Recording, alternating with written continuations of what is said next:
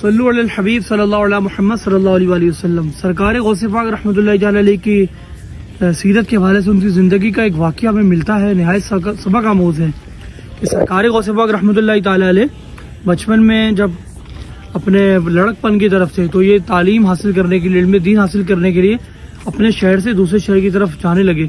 تو جب گھر سے نکلنے لگے تو ان کی والدہ نے ان کو نصیحت کی کہ بیٹا کبھی جھوٹ مت بولنا۔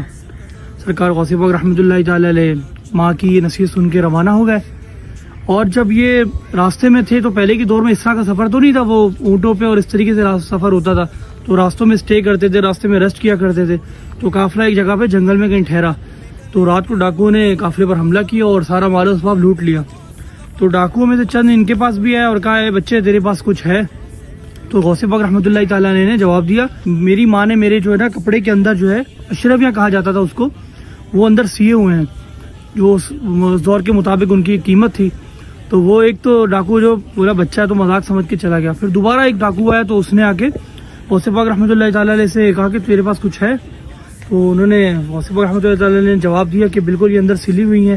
تو وہ غوث پاک رحمۃ اللہ تعالیٰ علیہ کو ڈاکو کے سردار کے پاس لے گیا۔ ڈاکو سردار نے کہا کہ بھائی ایسا ہی ہے، تو انہوں نے دیکھ لو بھائی، تو واقعی تھی۔ تو ڈاکو کا سردار حیران ہو گیا کہ تم تو اس کو چھپا سکتے تھے، اپنے مال بچا سکتے تھے، تم تو بچے ہو، تم نے ایسا کیوں کیا؟ تو انہوں نے کہا کہ وہ جب گھر سے نکل رہا تھا تو میری ماں نے مجھے نصیحت کی تھی کہ کبھی جھوٹ مت بولنا۔ تو جھوٹ بولنا ایک گناہ کا کام ہے، اللہ عز و جل کو ناراض کرنے والا کام ہے، تو میں کیسے بولوں؟ تو ماں کی بات ماننے کا بھی اللہ تعالیٰ نے برکت عطا فرمائی، اور ساتھ میں وہ تو غوث پاک تھے اور اللہ تعالیٰ کی حکم کی فرما برداری کرنے والے تھے۔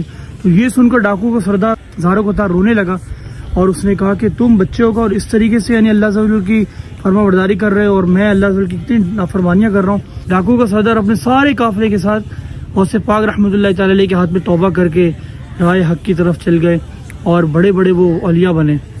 اور اللہ عز و جل ہمیں اس واقعے سے سبق لینے کی توفیق عطا فرمائے۔ ایک تو والدین یعنی ماں باپ کی ماں کی بات ماننے کا صلہ ملا، رب نے ان کو عطا فرمایا، اور اس کے علاوہ اللہ عز و جل کے حکم کی بھی تعمیل کرنے کا بھی ان کو اللہ عز و جل نے۔ غوث پاک تو ویسے ان کی غوثیت تو ثابت تھی، جب وہ بچپن میں جایا کرتے تھے تو فرشتے کہا کرتے تھے کہ بھائی اللہ کے اس ولی کو راستہ دو، اور غوث پاک بچپن میں ایک دفعہ کھیل رہے تھے تو فرشتوں نے غیب سے آواز ہے کہ تمہیں اس لیے نہیں بھیجا گیا۔ اللہ پر عمل کرنے کی توفیق عطا فرمائے۔